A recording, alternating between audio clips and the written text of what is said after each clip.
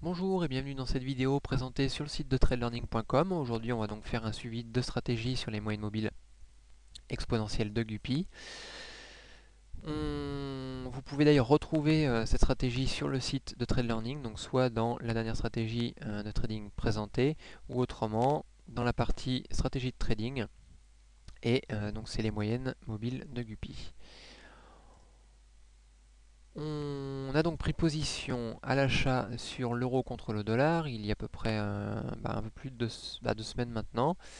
Euh, le 7 juillet sur cette bougie-là. Donc pour l'instant ça se passe très bien. On avait pris position parce qu'on avait un signal d'achat au niveau du CCI à 50 périodes intéressant puisque le signal est passé au-dessus de 0. J'avais attendu quelques jours quand même pour voir si on allait bien dans le bon sens et d'ailleurs on est tout de suite allé chercher le signal 200 sur ce CCI là. Donc ça veut dire que la tendance est assez forte. On reste quand même au niveau du CCI à 200 périodes en tendance baissière, donc pour le moment ça ne change rien à la tendance de fond. Et on a eu un croisement à la hausse des moyennes mobiles bleues qui se sont bien écartées d'ailleurs. On a assisté à un petit rebond sur la moyenne mobile exponentielle à 50 périodes. C'était quand? C'était le 13, donc ça veut dire mardi dernier. Un petit rebond sur la moyenne mobile de 50 et on est reparti à la hausse pour la fin de la semaine. Donc pour l'instant les moyennes mobiles à courte période sont très bien écartées, sont bien orientées et on assiste au croisement des moyennes mobiles sur une plus longue période à la hausse. Donc ce qui pourrait sous-entendre qu'on est parti sur une tendance haussière pour le moment, mais ça ne veut encore rien dire puisque on n'a pas l'écartement suffisant pour le confirmer. Pour le moment, ce qu'on peut dire, c'est que les moyennes mobiles à courte période sont très bien écartées, bien orientées. Par contre, à la fin de la semaine, on a eu cette bougie-là. Donc si dans le courant, même lundi, on a une bougie rouge descendante, dans ces cas-là, on pourrait revenir faire un rebond euh, potentiel sur les 23,6% de Fibonacci pour peut-être repartir à la hausse. Mais ça, c'est pas encore dit. On a eu cette bougie là puisqu'on est quand même allé chercher l'objectif des 1,30€, ce qui était un objectif prévu depuis un moment. Donc on va voir ce qui va se passer dans le courant de la semaine prochaine. On pourrait assister à un rebond sur les 23%. Si toutefois on venait à percer ces 23%, je pense que notre position viendrait à être fermée puisqu'on irait enfin on repartirait dans une tendance de fond baissière. Donc pour le moment, de toute façon, rien ne change. On a des belles moyennes mobiles bleues à la hausse. On commence à avoir le croisement des moyennes mobiles rouges qui est sur de la longue période. Si par contre ça venait à continuer, je pense qu'on va avoir cette tendance pendant un petit moment. Donc sur cette paire-là, AUDCHF, on pourrait éventuellement prendre une position à la vente. Pourquoi?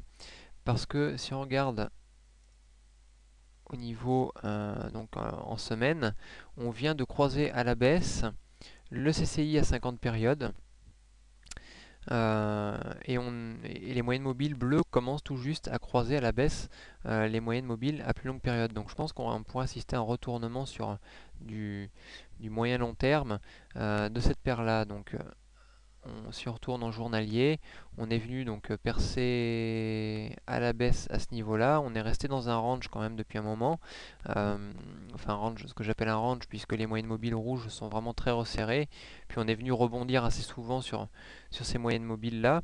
Par contre, on ne les a pas dépassées franchement, donc elles ont fait office un petit peu de résistance en même temps. Et là, on a eu une belle descente. Et on est venu faire un rebond sur les moyennes mobiles rouges qui se sont du coup bien écartées.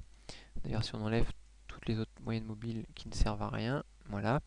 On est venu rebondir donc sur le bas des moyennes mobiles rouges. Donc je pense qu'on a fait un joli rebond dessus. Lundi, ça pourrait être intéressant de prendre position sur cette paire-là pour au moins aller chercher les nouveaux plus bas.